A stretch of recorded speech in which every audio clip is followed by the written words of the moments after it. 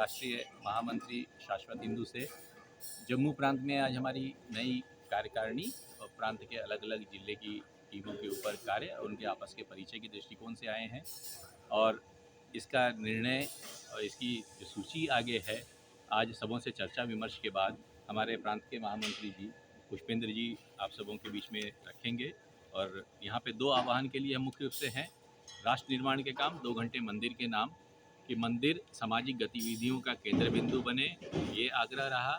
और उत्सव, पारिवारिक उत्सव, सामाजिक उत्सव हम सामूहिक रूप से मंदिर में बनाएं, इसका आग्रह। और संस्था की भक्ति शक्ति यात्रा जो 30 अप्रैल से शुरू होकर 12 मई तक चलेगी, जो ज्वाला जी के दीप प्रज्वलन से लेकर के वो धूना प्रज्वलन जो है वो गुरेल में पशुपतिनाथ मंदिर में होना है, जो पिछले मुग़ल काल में खंडित कर दिया गया था।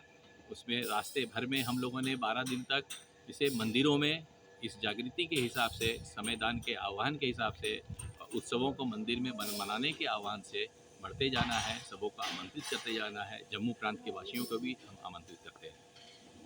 बैठक में हमारे बीच में संजय जी जो महामंत्री हैं शाश्वत हिंदू के, उनकी बीच में बैठक हुई है, जिसमें हमने जम्मू कश्मीर की टीम चुनी गई है, जम्मू प्रांत की टीम भी चुनी है, कठुआ की भी चुनी है, रामनगर से भी चुनी है।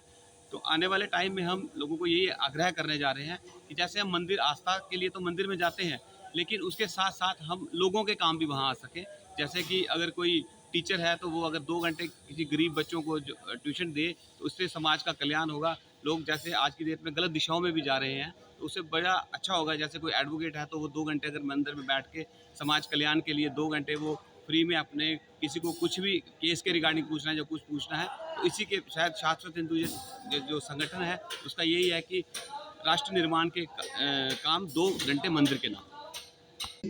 भार्गव साहब और सभी लोग, ये जो ध्वज आरोहण हुआ है, जो ज्योति जली है, इसकी प्रकाश हर घर में पहुंचे। बहुत बहुत धन्यवाद, प्रणाम, जय हिंद, जय भारत। अश्विन जी, जैसे कि 2 घंटे मंदिर के नाम, जो हमारा मेन मकसद ही है कि हर कार्यकर्ता जो हमारा है वो रोज 2 घंटे मंदिर में जाए, ताकि पहले हम खुद बैठेंगे तभी तो हम किसी डॉक्टर को, किसी इंजीनियर को, किसी एडवोकेट को बोल सकते हैं कि आप 2 घंटे यहाँ बैठेंगे, किस दिन बैठेंगे, हफ्ते में 1 बार बैठेंगे, तभी तो हम सफल हो पाएंगे, जो हमारा मेन मकसद है।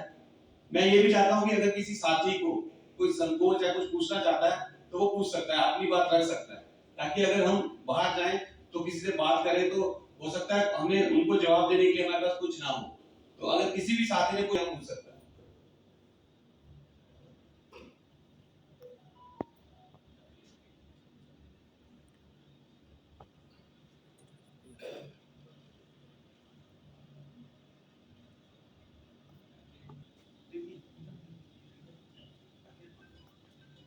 बुलेट मिले उसमें भी सब कुछ लिखा हुआ है, लेकिन फिर भी कई बार रहता है कि कुछ हम किसी को समझा रहे हो तो कोई ऐसा सवाल पूछ दे कि हमारे पास जवाब ही ना हो। तो मैं इसलिए कह रहा हूँ कि एक ही मंदिर में हर समय हो, बाकी हम सबों का दायित्व हो कि सब जगह बताएं कि इस महीने यहाँ पर ये व्यवस्थाएं की गई है। आप सबको, जिसको जो एप्लीकेंट है वो जाके वहाँ संपर्क करें। और इसी तरह से कोई बीमार पड़ते हैं किसी के, मंदिर से सिर्फ जो अपने जिनके हॉस्पिटल हैं उनसे आग्रह करके पर्ची भेज दें कि भाई मंदिर से आते हैं रेफर हो करके, तो उन्हें 30% डिस्काउंट मिलता है। ये सारे प्रयोग देश भर में हम लोग करवा रहे हैं।